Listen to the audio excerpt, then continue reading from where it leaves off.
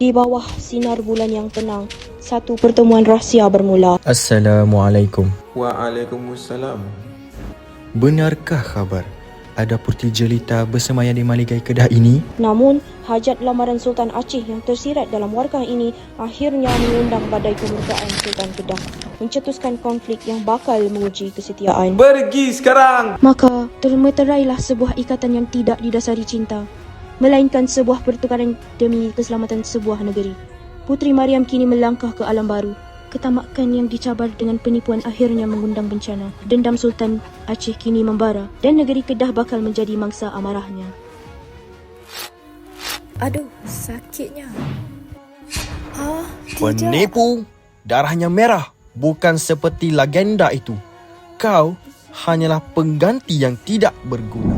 Serang Kedah sekarang juga.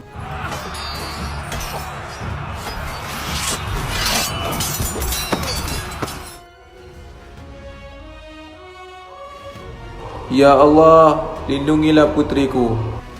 Malam yang tenang kini mencengkam.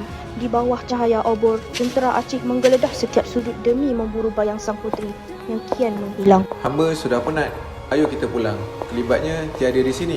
Bulan seolah meratapi nasibnya, menyembunyikan cahaya saat sang puteri tenggelam dalam kesedihan di sebuah pusara rahsia.